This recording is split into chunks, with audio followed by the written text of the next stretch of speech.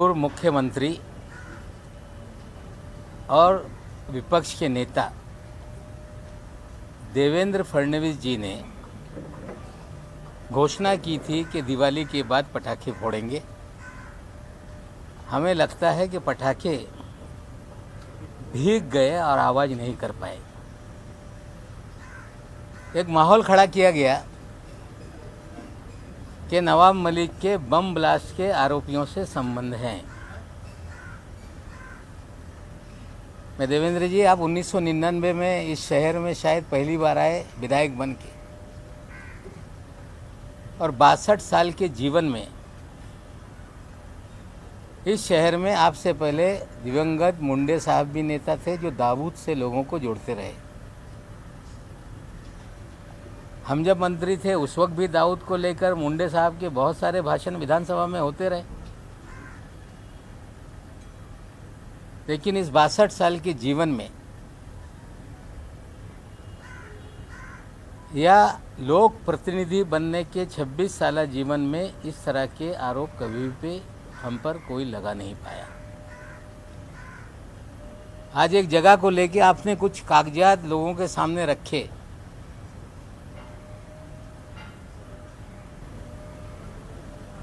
कि 1.5 लाख फुट जमीन ये कौड़ी मोल माफिया के जरिए हमने खरीदी। हमें लगता है आपके जो मुखबिर हैं, आपके जानकारी देने वाले, हमें लगता है वो कच्चे खिलाड़ी हैं। आप कहते तो मैं ही सारा कागजात आपको दे देता और भी कागजात आपको उपलब्ध करा देता। लेकिन आपने अंडरवर्ल्ड का खेल शुरू किया है। आज तो सारी चीज़ें मैं बोलूँगा नहीं, लेकिन कल सुबह 10 बजे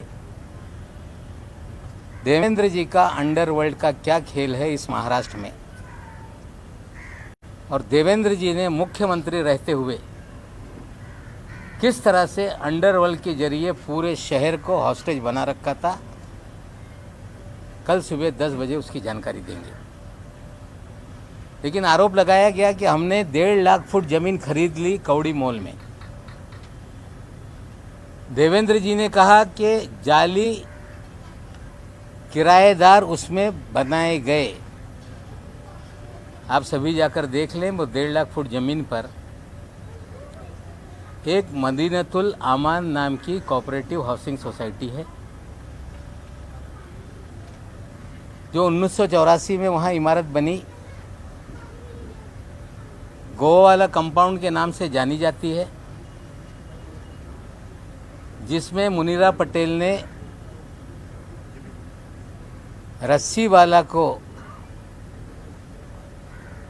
डेवलपमेंट राइट देके वहाँ पे 140 से 150 मकान बनाकर आम लोगों को बेचे। आज भी वो सोसाइटी वहाँ पर है। उसके पीछे जो ज़मीन है उस पर बड़े पैमाने पे झुग्गी झोपड़ी है, और हमारा एक गोडाउन वहाँ पे है जिसकी सॉलिडस इन्वेस्टमेंट कंपनी की वो लीज पर, जो मुनीरा है उनसे वो लीज पर थी 30 साल पहले से। और आगे हमारी उसी प्रॉपर्टी में 4 दुकानें थी। आप कह रहे हो कि फेक टेनेंसी क्रिएट की गई।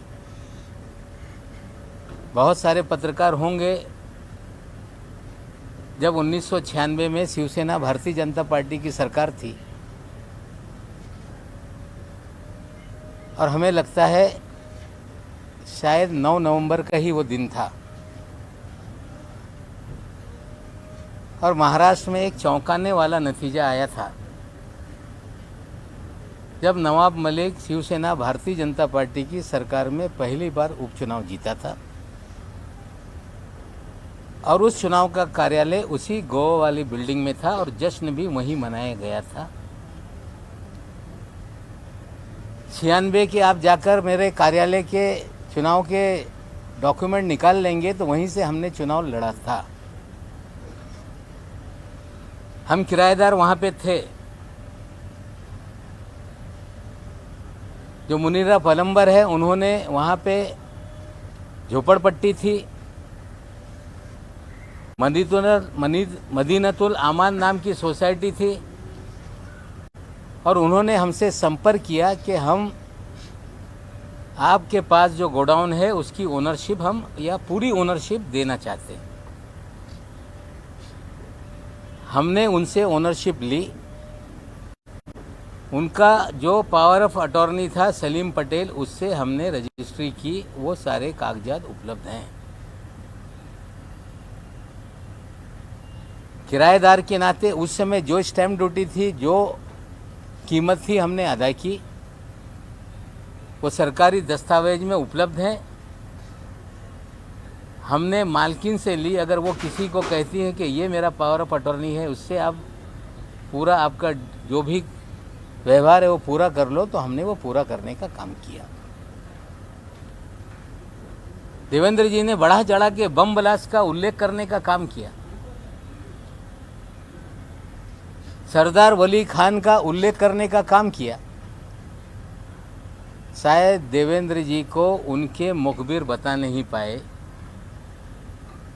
कि उसी गोवाला कंपाउंड में सरदार वली खान का आज भी घर है।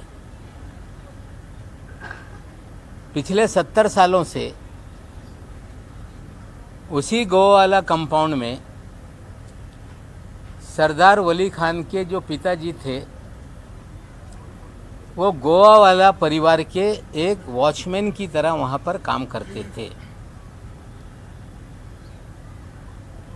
और जब हमने संपत्ति गोवा वाला परिवार से ली तो 300 मीटर पे सरदार वली खान ने अपना नाम चढ़ा लिया था। जब प्रॉपर्टी को हम रजिस्टर करने गए, ये बातें सामने आई और हमने 300 मीटर का पैसा देकर उन्होंने जो अपना राइट क्रिएट किया था वो उनसे सरेंडर करने का काम किया। आज भी वो हमारे घर के पीछे ही 2 प्रॉपर्टी पीछे वो सारी जगह है। जो गोडाउन है वो भी वो हमारा वहाँ पर है। जो आगे इमारत है उसमें भी जो 4 दुकानें उस समय हमारी थी वो भी है, आज वहाँ पे किराए पे लगाई हुई है। जब प्रॉपर्टी ली तो आगे जो गोवा वाला बिल्डिंग है जिसमें 4 दुकानें, 8 दुकानें नीचे, 8 घर ऊपर, ये सारी संपत्ति उस समय हमारी हुई। उसमें बाद में एक बियर बार था। मुसलमान होने के नाते समाज का दबाव होने लगा कि आपके संपत्ति में बियर बार है। वो बियर बार को भी ज़्यादा पैसा देके हमने सरेंडर करवाने का काम किया। और किसी भी तरह से कोई अंडरवर्ल्ड के दबाव में या किसी बम ब्लास्ट के आरोपी से ये प्रॉपर्टी हमने खरीदी नहीं। ये पूरी तरह से हम किराएदार थे। जो जगह की मालकिन थी वो चाह रही थी कि आप ये मालकी हक ले लो, और हमने उनसे लिया। जो खान फैमिली थी, पठान फैमिली, जो वहाँ के वॉचमैन थे, उन्होंने अपना 7/12 पे नाम चढ़वा लिया था। उसे सरेंडर करने के लिए उन्हें पैसा देने का काम किया। और ये सच्चाई को देवेंद्र जी ने राई का पर्वत बनाने की कोशिश की। जो व्यक्ति 62 साल जीवन में इस शहर में कभी भी आरोप नहीं लग पाया कि किसी अंडरवर्ल्ड से नवाब मलिक के कनेक्शन रहे हैं, रिश्ते रहे हैं। आप कह रहे हैं कि आप जो भी एजेंसी है उसके सामने जाएंगे, जाइए, हम तैयार हैं। हमें लगता है कि झूठ का आडंबर खड़ा कर देने से किसी की प्रतिमा मलिन हो जाएगी। तो हमें लगता है देवेंद्र जी आपकी गलत फहमी है। जो कुछ है सारे दस्तावेज रजिस्ट्री ऑफिस में है। कंपनी का जो भी डिपार्टमेंट है वहाँ पे सारे कागजात हैं। जो पैसे का लेन देन हुआ उसकी स्टैम्प ड्यूटी हमने भरी है। ये कह देना कि 20 रुपया फुट में लिया, हमें लगता है झूठ बोलो तो जरा ढंग से बोलो। हमें लगता है झूठ बोलकर नवाब मलिक, जो पिछले 7 साल से आपसे लड़ रहा था, पहली बार आपने इस तरह का आरोप लगाया, सरासर बेबुनियाद है। ना नवाब मलिक के किसी अंडरवर्ल्ड के लोगों से रिश्ते रहे, ना नवाब मलिक ने कभी बम ब्लास्ट के लोगों से कोई संपत्ति खरीदी। हाँ, वॉचमैन ने अपना नाम उस पर चढ़ा लिया था, उस वॉचमैन से नाम निकालने के लिए उन्हें पैसे देने के काम किया, ये सच्चाई है। जहाँ तक सवाल है देवेंद्र जी, आपने अंडरवर्ल्ड का खेल शुरू किया है, तो आपको आज मैं कह रहा हूँ कि सुबह 10 बजे आप कह रहे थे कि बम फोड़ देंगे। ये बम नहीं है, आपने आडंबर खड़ा किया। लेकिन नवाब मलिक कल सुबह अंडरवर्ल्ड का हाइड्रोजन बम मुंबई में गिराएगा और देश को बताएगा कि देवेंद्र फडणवीस किस तरह से अंडरवर्ल्ड के जरिए पूरे शहर को हॉस्टेज बनाए हुए थे, किस तरह से एक अंडरवर्ल्ड का सरगना जो विदेश में बैठकर इस शहर से उगाही करता था, वो सरगना किसके लिए काम करता था, वो अधिकारी किसका खास था। और मैं आपको बोलना चाहता हूं कि आज जो मैंने कहा है वो सारी बातें सामने हैं, लेकिन कल सुबह 10 बजे तक का इंतज़ार कीजिए।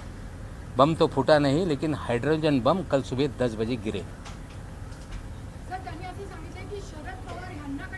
त्या ना हो दाखवा, मी कुठल्याही गैरप्रकारे कुणाचा वर दबाव निर्माण करून कुठलीही संपत्ती घेतलेली नाही, कुठल्याही अंडरवर्ल्डच्या माणसाकडून कुठल्याही संपत्ती कवडी मोल घेतलेली नाही।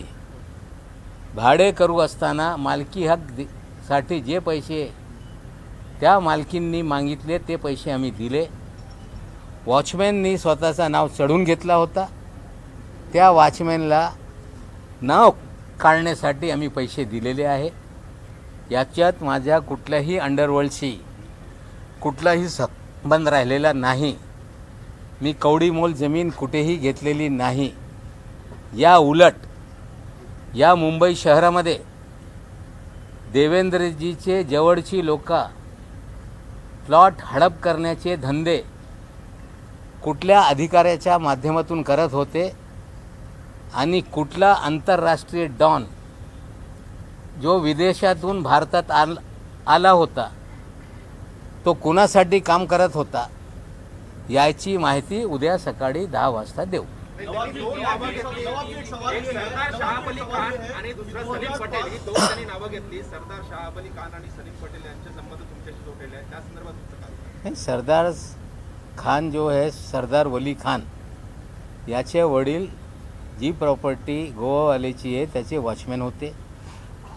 भाडं वसूल करण्याचं ते काम करत होते। त्यांच्या मुळे ते जे मालिक आहेत ते तरस झाले होते। त्या सरदारनी 7 बारेवर स्वतःचं नाव चढून घेतला होता 300 मीटरवर।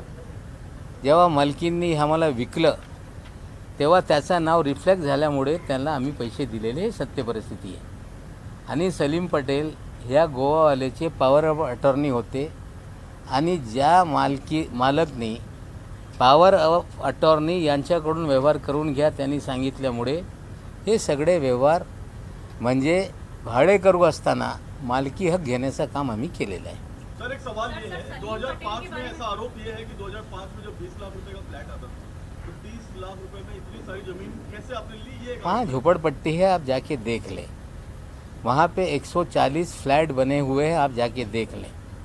वो मदीनतुल आमान जो सोसाइटी है वो डीम कन्वेंस का मुकदमा डीडीआर के कार्यालय में चला।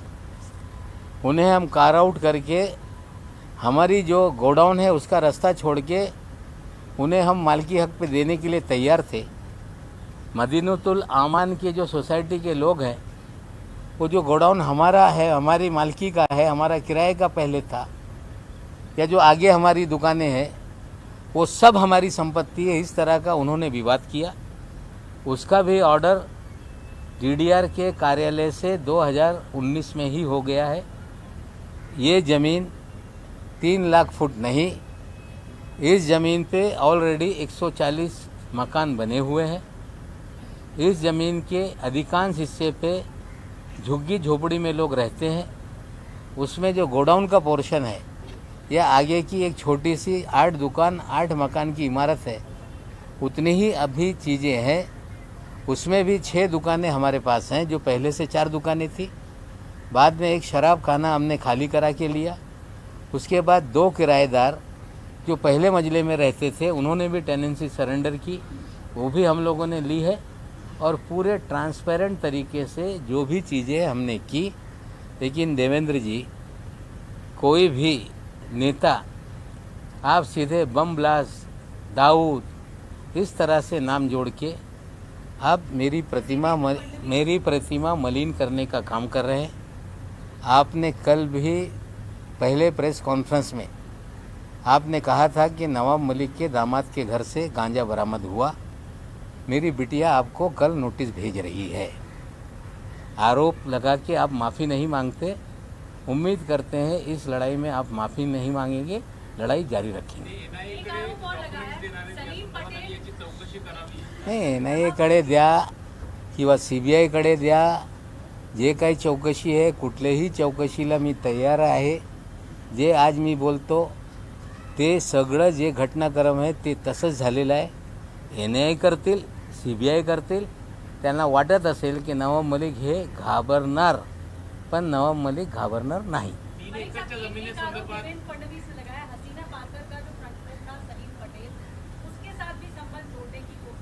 मैं हसीना पारकर को जानता नहीं, ना मैं किसी गैंग वार वाले का किसका क्या रिश्ता है मैं नहीं जानता।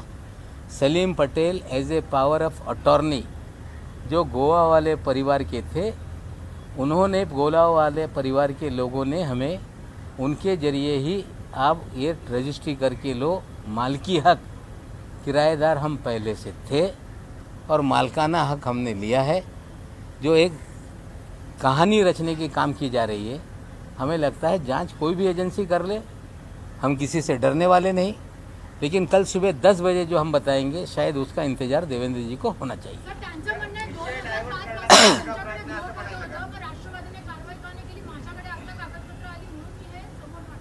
नाही, असं आहे, काही त्याच्यात चूक केली नाही। सलीम पटेल ॲब्स्कॉन्डिंग किंवा ते खुखाईत गुंड आहे असं मला कुठलीही माहिती नाही। सरदार खान याचे वडील त्या ठिकाणी वॉचमॅन होते, हा स्वतः वॉचमॅन होता। त्यांनी त्या जागेवर स्वतःचा 7 बारेवर नाम चढून घेतला होता। ते सरेंडर करण्यासाठी त्यांना पैसे देऊन 300 मीटर आम्ही सरेंडर करून घेतलेले आहे।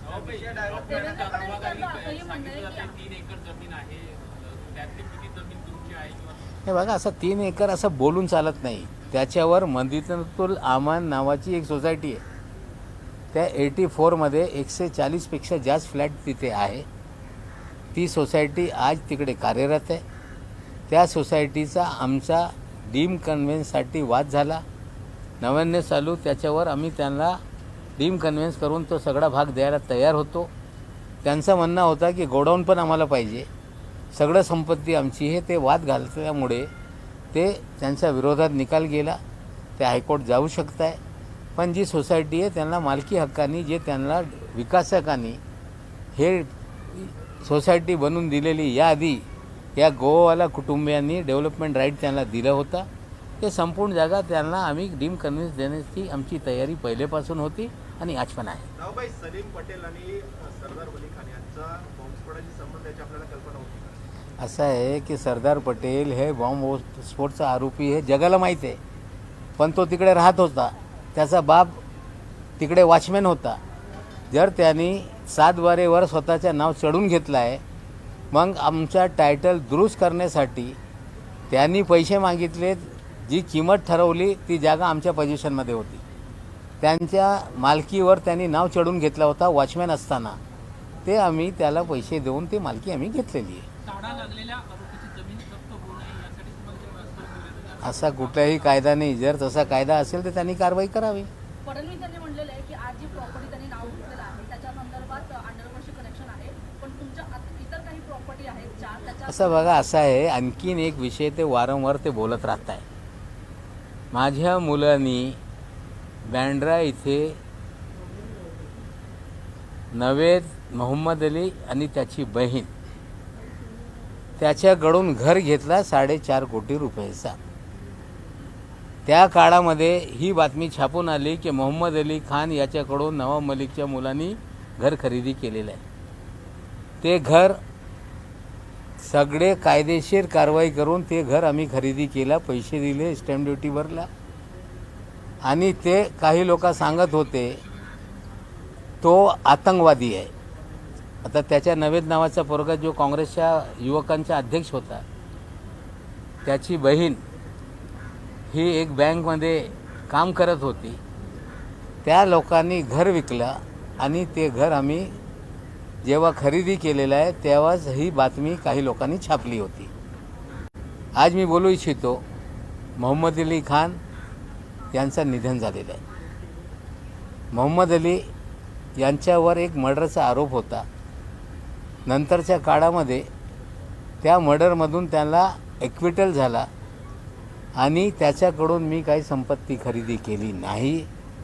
त्यांची मुलगी जे बँकेत काम करत होती, नवेद नावाचा त्यांचा मुलगा, त्यांनी त्या काळामध्ये जवळपास 10-12 वर्षापूर्वी जी किंमत होती ते देऊन खरेदी केली. त्या कुठल्याही त्याच्यावर अटॅचमेंट किंवा कुठल्याही त्याच्यावर असं काही नसताना नुसता अंडरवर्ल्डशी माझा संबंध जोडणं, मला वाटते आता असंच जोडायचं असेल ते इक्बाल दाऊद कासकरचं घर कोकणातला हे सनातननी घेतलेलं आहे. मग सनातनचा दाऊदचा संबंध हे सांगावा काय? आता हे सगळे आरोप होत राहतील. जे काय इन्क्वायरी करायचं आहे त्यांनी करावा, पण नवाब मलिक थांबणार नाही. उद्या सकाळी हायड्रोजन बॉम्ब. महाराष्ट्र टाइम्सचं यूट्यूब चॅनल सबस्क्राईब करा आणि लेटेस्ट अपडेटसाठी बेल आयकॉनवर क्लिक करा.